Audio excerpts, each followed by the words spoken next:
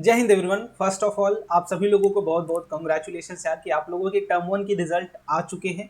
और जिन बच्चों को पता चल चुका है आई थिंक उनको स्कोर अपना पता चल गया होगा। जिन स्कूल ने रिवील कर दिया है, कुछ स्कूल्स अभी भी उसको रिवील करना बाकी है, तो वो 1 या 2 दिन में आपके रिजल्ट आपके हाथ में होगा, आपके सामने होगा।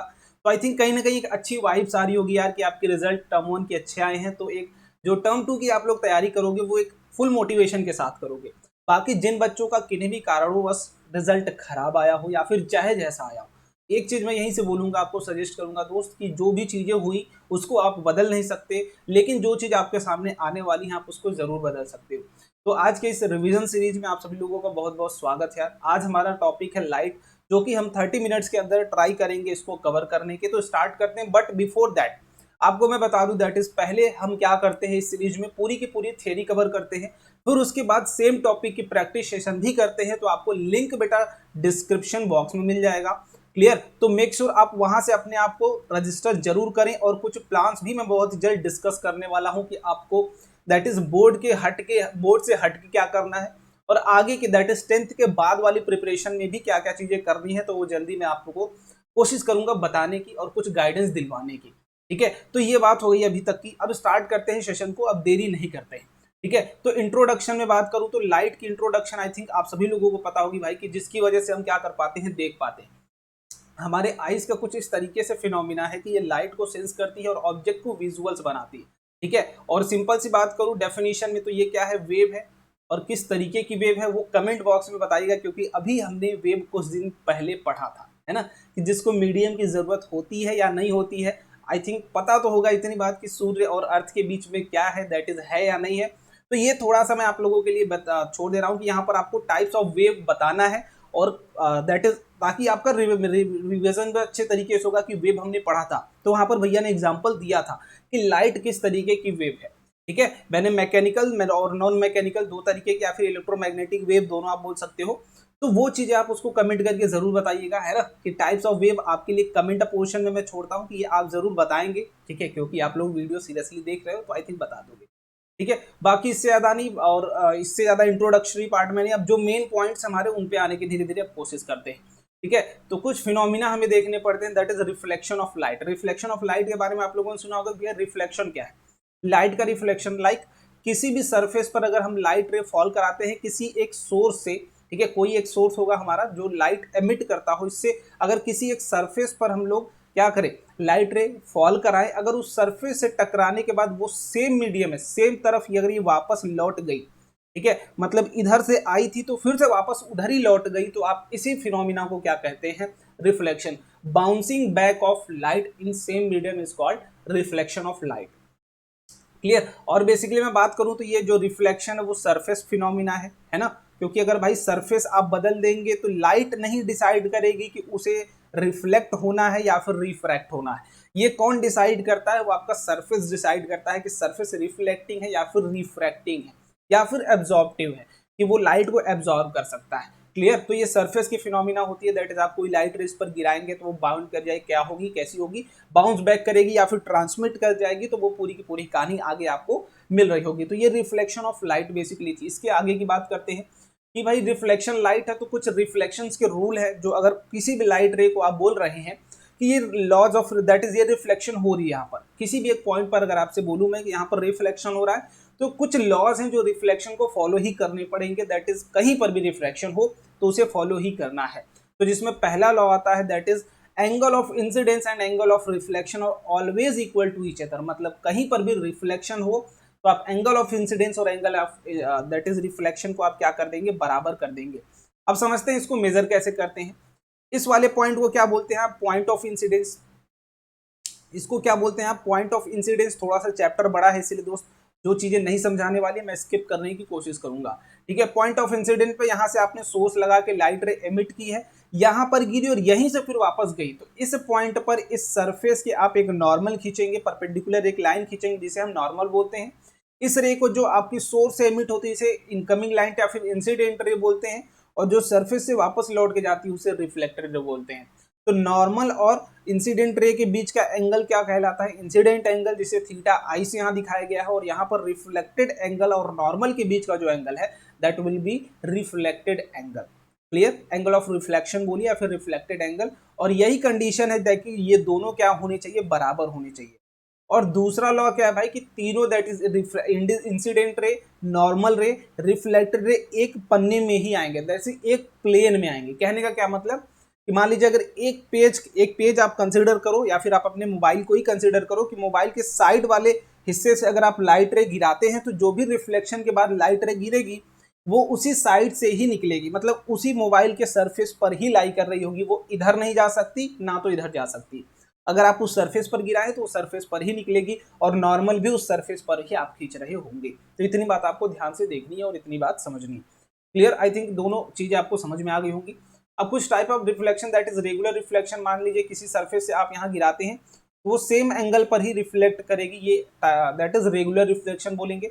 अगर आपका सरफेस मान लीजिए कुछ उल्टा टेढ़ा, आप यहाँ गिराते हैं, इधर गिरते हैं, यहाँ पर गिरा दिया तो हो सकता है इधर गिर जाए, तो कुछ जहां पर रेगुलर सरफेस ना हो, प्लेन सरफेस ना हो, वहां से जो रिफ्लेक्शन होता है दैट इज डिफ्यूज रिफ्लेक्शन, और प्लेन सरफेस से रेगुलर रिफ्लेक्शन। क्लियर, दूसरा नाम दैट इज स्पेक्युलर रिफ्लेक्शन भी आपसे दे दिया जाएगा, या फिर इरेगुलर या फिर डिफ्यूज रिफ्लेक्शन। तो दोनों में आप कंफ्यूज मत होइएगा, दोनों बात सेम ही है। ठीक है, इसके बाद मिरर की बात करते हैं। तो मिरर क्या है, सिंपली एक तरीके का ऑब्जेक्ट जो क्या करे, लाइट को रिफ्लेक्ट करे। तो ये दो तरीके का आपका होता है, पहला प्लेन मिरर जो कि हमें पढ़ना होता है, दूसरा क्या है, स्फेरिकल मिरर।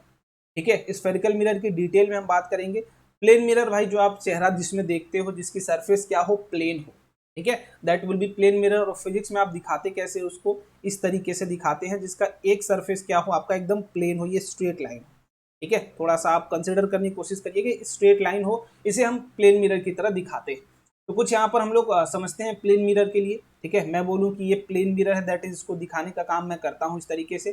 ठीक है, अब इसके लेफ्ट में आप जाएंगे तो इधर क्या करते हैं, आप ऑब्जेक्ट को रखते हैं। ठीक है, ऑब्जेक्ट कहाँ रखते हैं, लेफ्ट साइड में। क्यों, क्योंकि जो ये वाला सरफेस है आपका, ठीक है, ये वाला जो सरफेस है वो क्या है, रिफ्लेक्टिंग सरफेस, कि मतलब अगर इस सरफेस पर आप कोई भी लाइट रे गिराएंगे तभी वो रिफ्लेक्ट करेगी, और उसके जस्ट पीछे वाला जो सरफेस है वो नॉन रिफ्लेक्टिंग सरफेस है।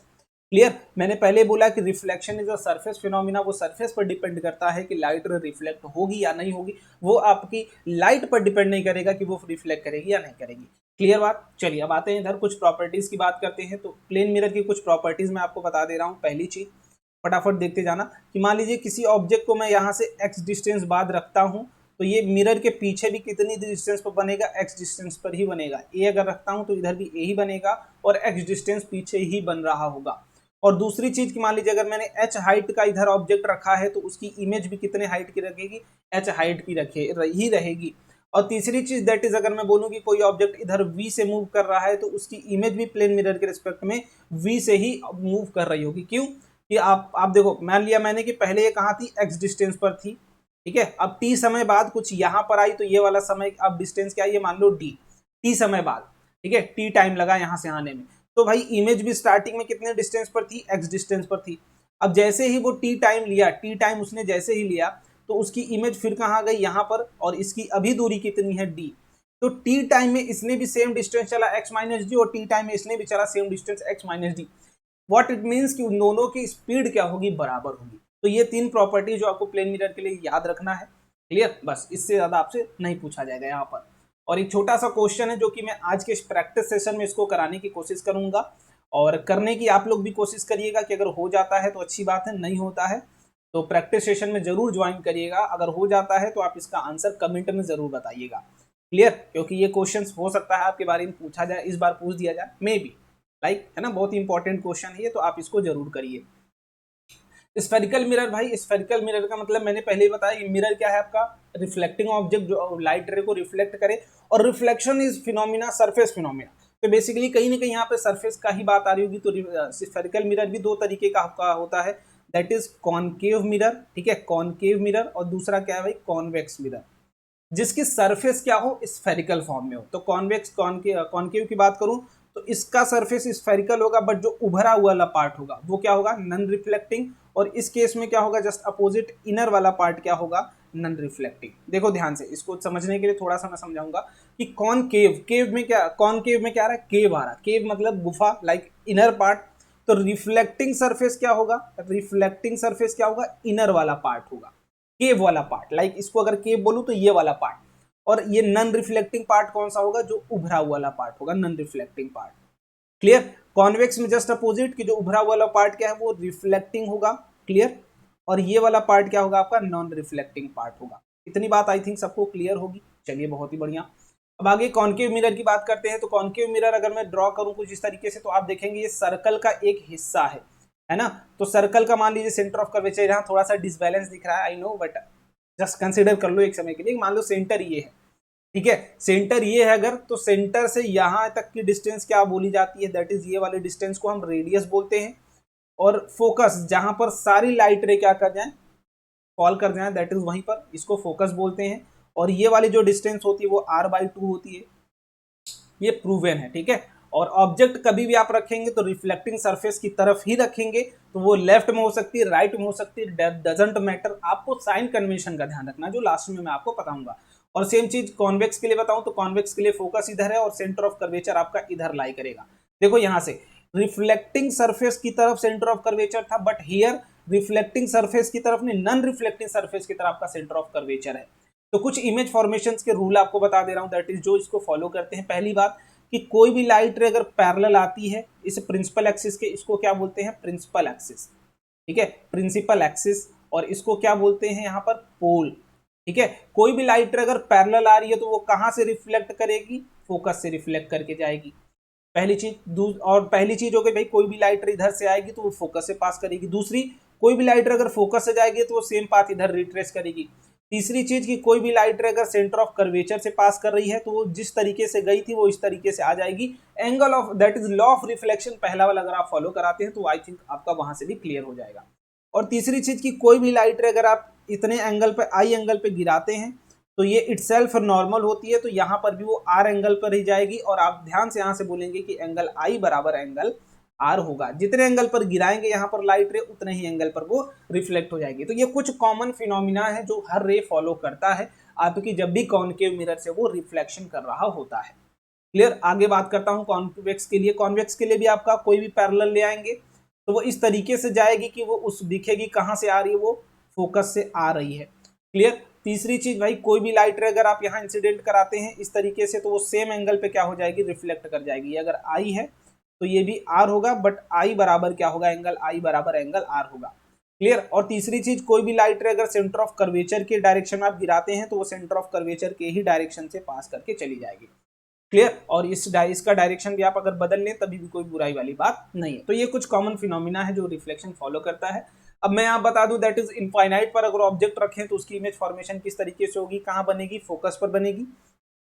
अब एक छोटा सा होमवर्क देता हूं मैं, ये इमेज फॉर्मेशन जो मैंने यहाँ पे कराया नहीं, मैं पहले ही बोल रहा हूँ मैं नहीं कराऊंगा क्योंकि इतनी बार कराया हुआ है और यही सबसे इंपॉर्टेंट है इस पूरे चैप्टर में कि अगर इमेज फॉर्मेशन आपका क्लियर है देन आपको कोई रोक नहीं सकता है। क्लियर। तो इमेज फॉर्मेशन एक बार जरूर क्लियर कर लेना मेरे भाई, क्योंकि यही आपको स्कोर करवाएगा आपके एग्जाम में, ठीक है। और इसी से क्वेश्चन, बढ़िया क्वेश्चन जो बनेंगे इमेज फॉर्मेशन से ही बन रहे होंगे। क्लियर। तो ये बात होगी पूरी पूरी। और अगर that is beyond centre, infinity से थोड़ा सा खिसका के लाएंगे तब यहाँ बनेगा, थोड़ा सा इधर, थोड़ा सा इधर, थोड़ा सा इधर, थोड़ा सा इधर, तब यहाँ बनेगा। अब देखेंगे तो सारे केसेस में आपको इमेज रियल मिल रही है, रियल मिल रही है, रियल मिल रही है, रियल मिल रही है, रियल मिल रही है। सिर्फ एक केस में वर्चुअल मिल रही है इमेज। वर्चुअल मतलब क्या है भाई, धुंधली इमेज, ठीक है, रियल ना हो, जो हमें महसूस हो कि है बट वो एक्चुअली में ना हो, that will B virtual image. और रियल इमेज जो एक्चुअली में बने, ठीक है। और सबसे बड़ी बात कि रियल इमेज जो एक्चुअल लाइन रे अगर एक दूसरे को कट करेंगी तो वो रियल इमेज होगी। वर्चुअल इमेज की बात करूं तो हम सिर्फ एक्सटेंड करके ये बोलेंगे भाई यहां से आ रही होगी, वो हमारी संभावना होगी, वो एक्चुअलिटी नहीं होगी। क्लियर। तो कॉन्केव के केस में सिर्फ बिटवीन फोकस एंड पोल का ही ऑब्जेक्ट में ये बनता है। अब कॉन्वेक्स की बात करूं तो between infinite and focus, that is आप बोल सकते हैं कि इनफाइनाइट पे आप अगर रखोगे तो यहाँ पर बनेगी, ठीक है, फोकस पर रखोगे तो यहाँ बनेगी, यहाँ बनेगी और यहाँ बनेगी। आई थिंक यहाँ पर कुछ मिस्टेक था, है ना, position of object between the focus and pole, I think इसमें कुछ मिस्टेक है, राइट, क्योंकि आई थिंक ये चीज़ आप नहीं कर सकते। तो इसको देखते हैं अपन, between the focus and infinity, I don't think ऐसा होना चाहिए, है ना, कुछ तो दिक्कत है इसमें, तो देखना पड़ेगा इसको, ठीक है। एक बार देख लेना, फिर जो होगा मैं बता दूंगा, लास्ट में मैं बताने की कोशिश करूंगा। चलो अब साइन कन्वेंशन की बात कर लेते हैं। देखो पहला मैं कॉन्केव के बारे में बता दे रहा हूँ भाई कि जब आप इनफाइनाइट पर रखोगे तो उसके ऑब्जेक्ट कहाँ बनेगी, इमेज बनेगी फोकस पर बनेगी पहली, ठीक है, इमेज की डायरेक्शन। फिर कुछ बियॉन्ड अगर रख दोगे तो बियॉन्ड अगर रखोगे, मान लीजिए यहाँ पर आपने रखा कुछ बियॉन्ड, तो ये कहाँ पास करेगा, फोकस से पास करेगा, ठीक है, फोकस से पास करेगा, फोकस से पास करेगा, ठीक है, तो ये फोकस से पास करेगा। अब दूसरा अगर मान लीजिए बियॉन्ड सी आप रखते हैं, कोई भी बियॉन्ड सी रखते हैं, तो आई थिंक ऑब्जेक्ट आपकी इधर खिसक जाएगी, तो पोल और फोकस के बीच में बनेगा। तो ये इमेज की दो ही पॉसिबिलिटीज यहाँ पर बेसिकली रखती है, वो मैंने जहाँ से पिक किया आई थिंक ध्यान नहीं दिया।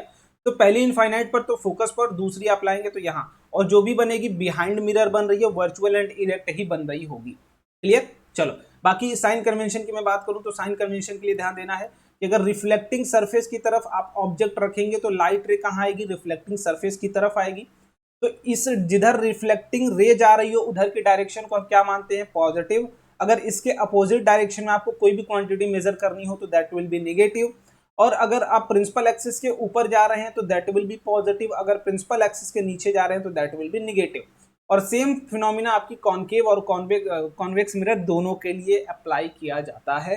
सो बी है ना अटेंटिव कि जब आप ये चीजें करें कि अगर आप पोल से कोई भी क्वांटिटी मेजर करने के लिए लेफ्ट की तरफ जाएं तो that will B negative, right की तरफ जाएं तो that will B positive. Clear. और दैट इज प्रिंसिपल एक्सिस के ऊपर जाइएंगे तो वो भी पॉजिटिव, और प्रिंसिपल एक्सिस के अगर नीचे आएंगे तो दैट विल बी निगेटिव। ये इसका बहुत ध्यान रखिएगा क्योंकि जितने भी आप फॉर्मूला पढ़ेंगे वो सारे के सारे उसी पर बेस्ड होंगे।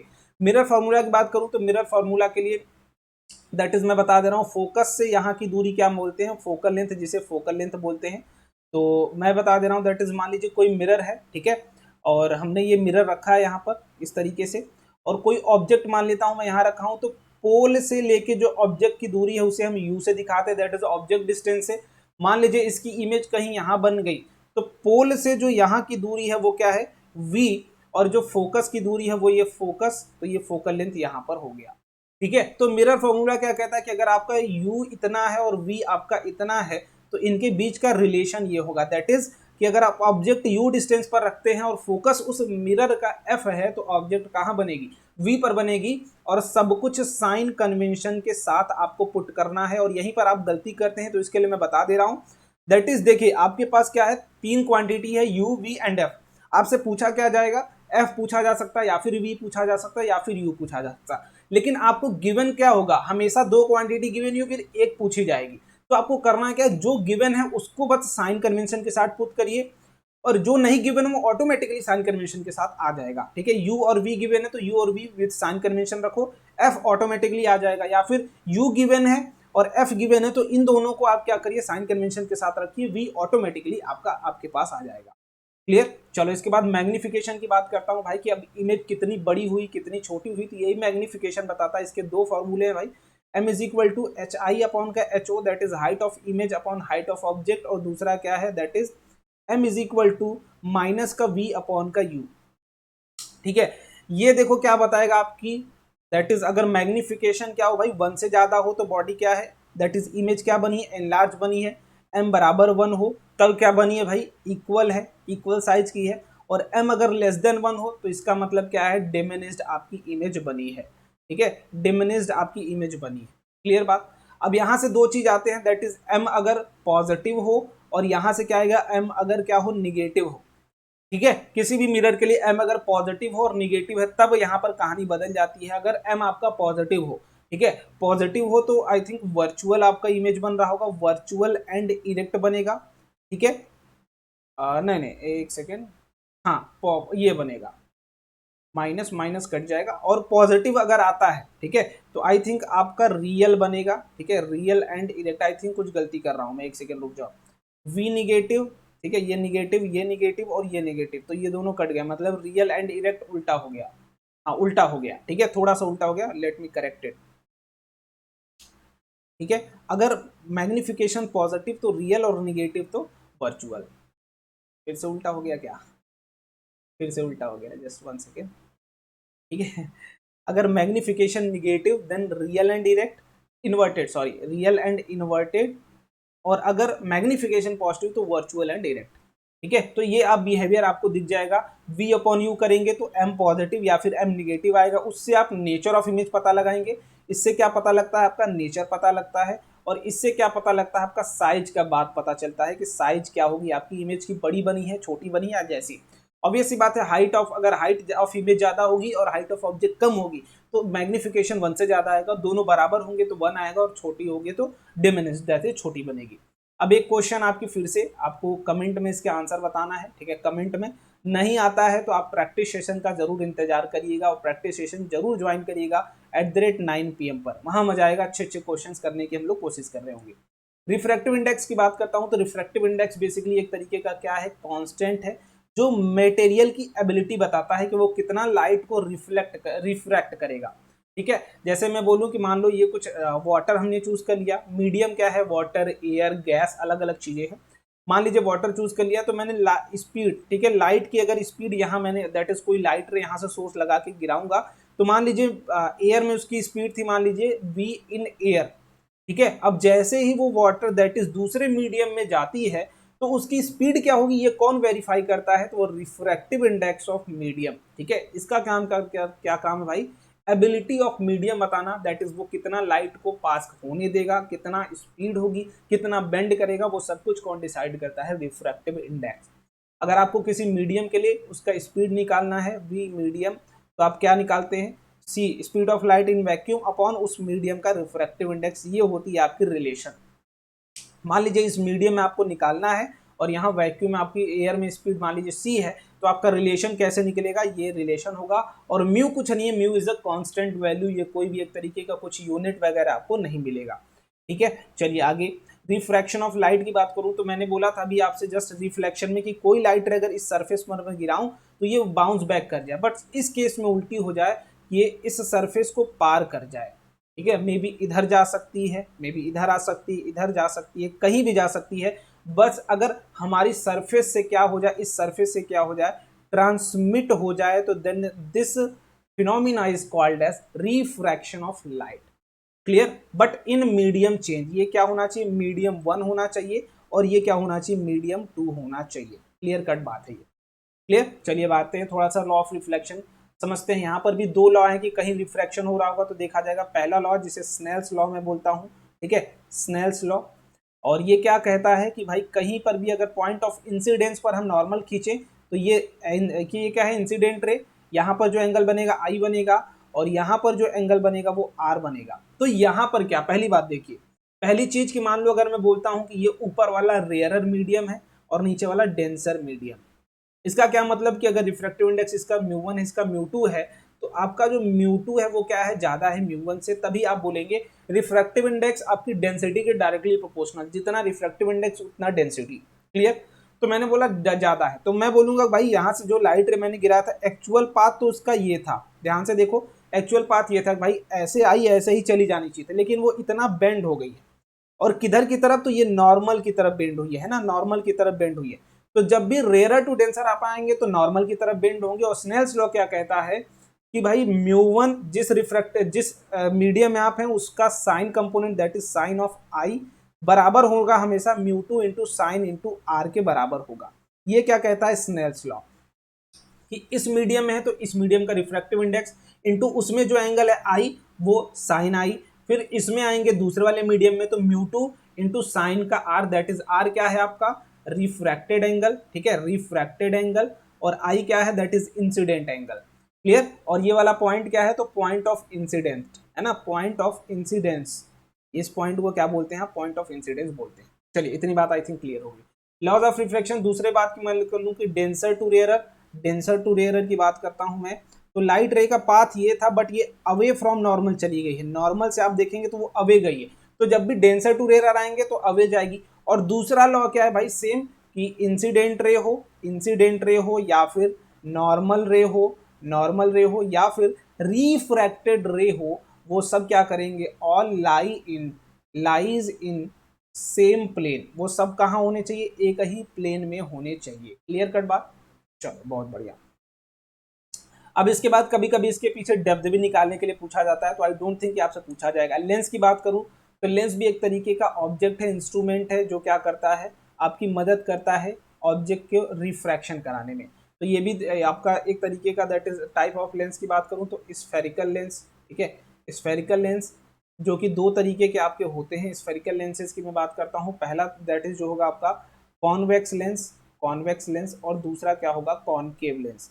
अगेन आपको समझ में आ रहा होगा कि भाई सरफेस क्या है स्फेरिकल है ना, सरफेस क्या है स्फेरिकल, रिफ्रैक्शन हो सब सरफेस फिनोमिना है। कॉन्वेक्स की बात करूं तो ये कुछ इस तरीके से दिखता है जिसका पहला surface that is refracting surface जो पहला हो वो उभरा हुआ अगर हो तो इस वाले सरफेस को आप क्या बोलेंगे रिफ्रैक्टिंग सरफेस। जो हमारा पहला है ना कि ऑब्जेक्ट आप अगर इधर रखते हैं तो इसके लिए देखो दो सरफेसेस हैं, पहले पहला सरफेस ये रहा, ठीक है, तो पहला सर्कल ये कुछ यहां से बना होगा स्फीयर, और दूसरे स्फीयर की बात करूं तो दूसरा स्फीयर यहाँ। तो पहला यहाँ पर क्या होगा भाई आपका, यहाँ पर मैं बोलूँ कि F1 और यहाँ पर क्या होगा दैट इज मान लीजिए ये वाला क्या है, ये वाला C1 है और ये F1, थोड़ा सा मैं इधर बनाने की कोशिश करता हूँ, जस्ट 1 सेकेंड, ठीक है। अब मैं क्या बोल रहा हूँ, यहाँ पर आपका F1 है, ठीक है, और इधर क्या है भाई F2 और ये वाला पॉइंट क्या है C2। C2 को आप 2F2 भी बोल सकते हैं और C1 को आप 2F1 भी बोल सकते हैं क्योंकि F बराबर R/2 हमने पढ़ रखा है, ठीक है। तो यहाँ से भी आप दोनों बातें बोल सकते हैं। क्लियर। अब इसके इमेज फॉर्मेशन की कुछ बात मैं करूंगा आगे, बट बिफोर दैट हम थोड़ा सा कॉनकेव लेंस की बात कर लेते हैं। कॉनकेव में आप देखेंगे एक सरफेस आपका ये है, ठीक है, और दूसरा वाला सरफेस ये है, ठीक है। तो ये क्या है आपका C2, ये क्या है आपका सेंटर ऑफ कर्वेचर C1, तो ये क्या होगा F1 और ये वाला पॉइंट क्या होगा F2। इसको प्रिंसिपल एक्सिस बोलते हैं, इस वाले पॉइंट को ऑप्टिकल सेंटर बोलते हैं, ऑप्टिक है आपका, ठीक है, एक ऑप्टिकल इंस्ट्रूमेंट है, इस वाले सेंटर को ऑप्टिकल सेंटर बोलते हैं, इसको प्रिंसिपल एक्सिस। तो ये रही आपकी पूरी कहानी। अब इमेज फॉर्मेशन की बात करते हैं। तो यहाँ पर मैं बोलता हूँ कि C1 है आपका और यहाँ क्या है आपका F1 है और यहाँ पर क्या है F2 है और ये आपका C2 है मान लो।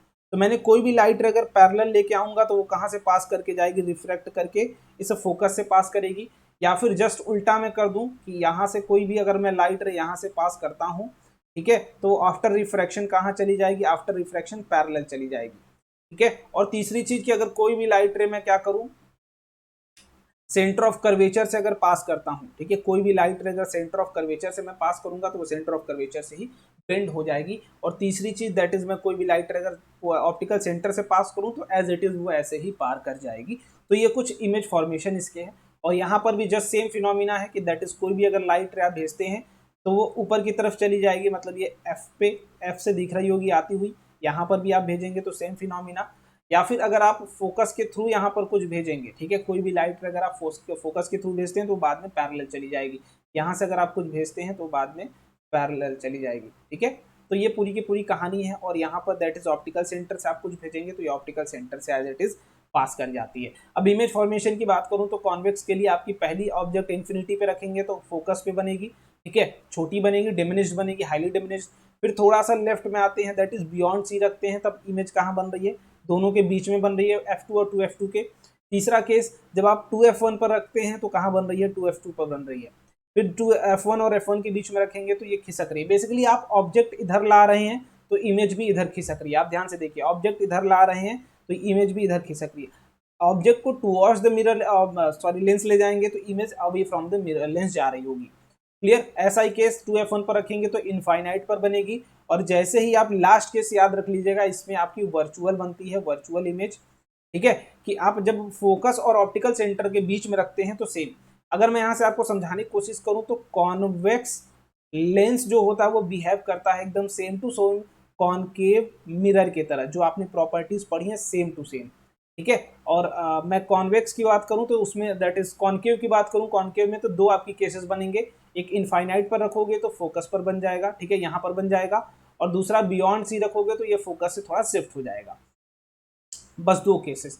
मैग्निफिकेशन ऑफ लेंस में भी बात करूं तो यहाँ पर भी दो तरीके हैं आपको पता लगाने के। पहला magnification that is HI upon का HO होता है, और दूसरा magnification that is M is equal to V upon का U होता है। अगेन यहाँ से अगर HM क्या हो भाई ज्यादा हो 1 से तो आपका क्या होगा N लार्ज बनेगा, वो सेम रहेगी क्वांटिटी। यहाँ पर M अगर इक्वल हो तो सेम हाइट की होगी इमेज, अगर M क्या हो लेस देन 1 हो then that will be smaller, ठीक है, डिमिनिश्ड बनेगी, आपकी डिमिनिश्ड बन रही होगी इमेज। अगेन यहाँ से M अगर पॉजिटिव होगा, ठीक है, और यहाँ से M अगर नेगेटिव होगा तब कहानी बदल जाएगी।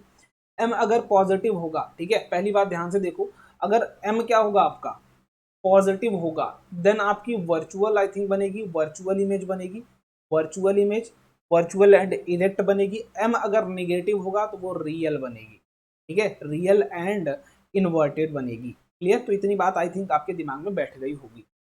क्लियर है? तो दोनों यहाँ से आप पता लगा सकते हैं। और जो मेन चीज बचती है दैट इज फोकल लेंथ के लिए आप कंफ्यूज होते हैं बार बार कि फोकल लेंथ किसका पॉजिटिव होगा किसका निगेटिव। देखो मैं बोलता हूँ कि हमेशा आपको फर्स्ट सरफेस कंसिडर करना है, किसी भी लेंस की बात हो, किसी भी मिरर की बात हो, आपको फर्स्ट सरफेस। तो इसका पहला सरफेस अगर ऑब्जेक्ट इधर रखे हैं तो पहला सरफेस ये है फर्स्ट सरफेस, तो इसका दैट इज फोकस कहाँ लाई करेगा, यहाँ लेफ्ट में। तो इसके लिए फोकल लेंथ क्या हो जाएगा, सॉरी निगेटिव फोकल लेंथ क्या हो जाएगा, निगेटिव। और इसकी बात करूं तो फर्स्ट सरफेस कहाँ है, ये फर्स्ट सरफेस है और इसका फोकस कहाँ लाई कर रहा है, यहाँ पर। तो इसके लिए फोकल लेंथ क्या हो जाएगा, पॉजिटिव। और यही आपके मिरर के साथ भी होगा, ठीक है। तो आप वहां पर भी सेम करेंगे। Power of lens, power of lens का क्या मतलब भाई, आप किसी भी चीज की पावर की बात करते हैं तो दैट इज उसमें कितनी स्ट्रेंथ है। तो मैं लेंस की बात करूं तो कोई भी लेंस है भाई, तो उसका काम क्या है कि लाइट रे अगर देखो कॉन्वेक्स है तो वो कन्वर्जिंग है, कि कोई भी लाइट मैं पैरेलली डालूंगा तो वो ऐसे कन्वर्ज कर देगा, ठीक है। कोई भी लाइट मैं डालूंगा तो वो कन्वर्ज कर देगा। और अगर यहीं पर अगर ये वाली बात होगी कॉनकेव के लिए, तो कोई भी लाइट रे अगर आप डालेंगे तो वो क्या कर देगा, डाइवर्ज कर देगा। कोई भी लाइट रे डालेंगे वो डाइवर्ज कर देगा। अब वो कितना कन्वर्ज करेगा, कितना डाइवर्ज करेगा, यही उसकी पावर होती है, यही उसकी स्ट्रेंथ होती है, जिसे हम पावर ऑफ लेंस से बोलते हैं। और ये सीधा सीधा डिसाइडेड होता है आपकी फोकल लेंथ पर, कि आपकी लेंस की फोकल लेंथ कितनी है। और power is equal to 1/f होता है, but f should be in metre. तब पावर की जो वैल्यू आएगी वो डायोप्टर में आएगी, ठीक है। डायोप्टर यूनिट की मैं बात करूँ तो डायोप्टर बोलते हैं, या फिर मीटर इनवर्स बोलते हैं, या फिर सेंटीमीटर इनवर्स बोलते हैं।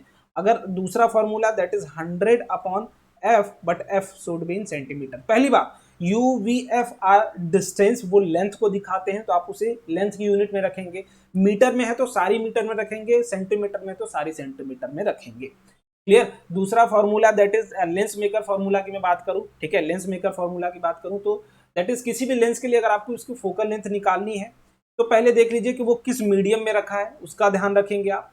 मान लीजिए इस मीडियम में वो रखा हुआ है, ठीक है, इस मीडियम में, दैट इज जिस मीडियम में रखा है उसका रिफ्रैक्टिव इंडेक्स μ1 है और लेंस का रिफ्रैक्टिव इंडेक्स μ2 है। तो फोकल लेंथ इसका देखो फोकस कहाँ होगा भाई, यहाँ पर कुछ लाई कर रहा होगा पहला सरफेस।